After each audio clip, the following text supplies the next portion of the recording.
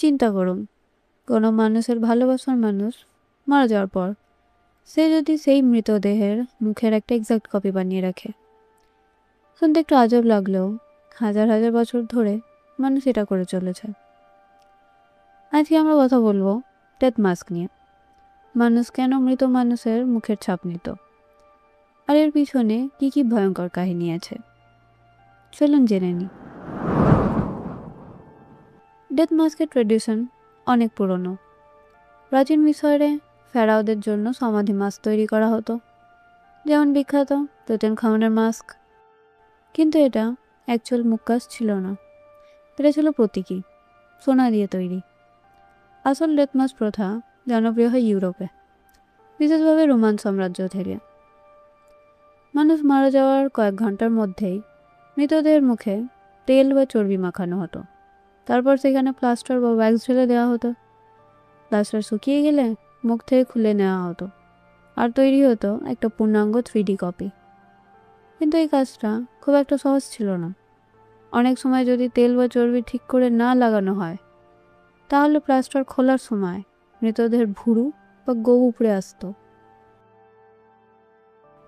আপনারা নিশ্চয়ই ম্যাডাম তুসাদসের মিউজিয়ামের নাম শুনেছেন, এই যে সেই ওয়্যাক্স মিউজিয়াম। কিন্তু আপনারা কি জানেন তার ক্যারিয়ার কিভাবে শুরু হয়?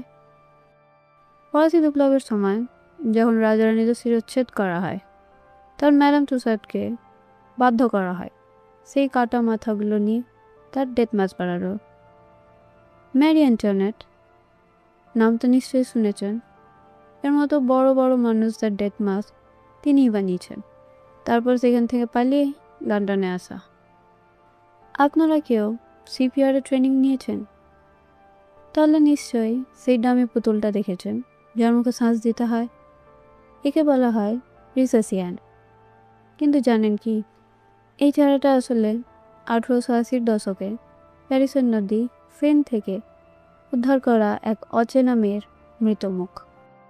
এক মর্গ কর্মী সেই মেয়েটির সৌন্দর্যে মুগ্ধ হয়ে তার ডেথ মাস্ক বানিয়েছেন, আর তার থেকেই রিসাসিয়ান।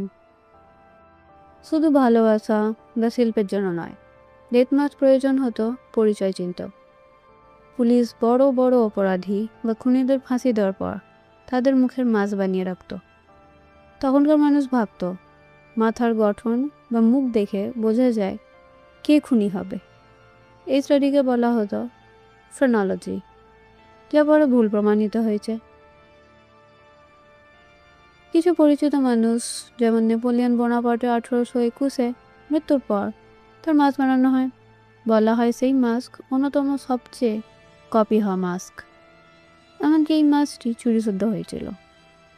আইজ্যাক নিউটন তার মৃত্যুর পর ডেথ মাস্ক ব্যবহার করে পরবর্তীতে তার স্ট্যাচু তৈরি করা হয়।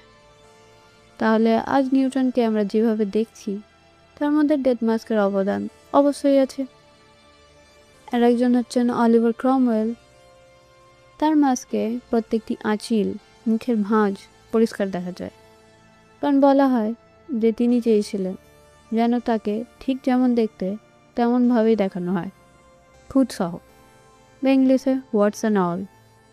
তাহলে ডেথ মাস্কের গল্প শুনে আপনাদের কি মনে হলো কমেন্টে জানান। ভিডিওটা ভালো লাগলে শেয়ার করুন, আর এরকম আরও শকিং ইতিহাস জানতে সাবস্ক্রাইব করুন। দেখা হবে পরের ভিডিওতে।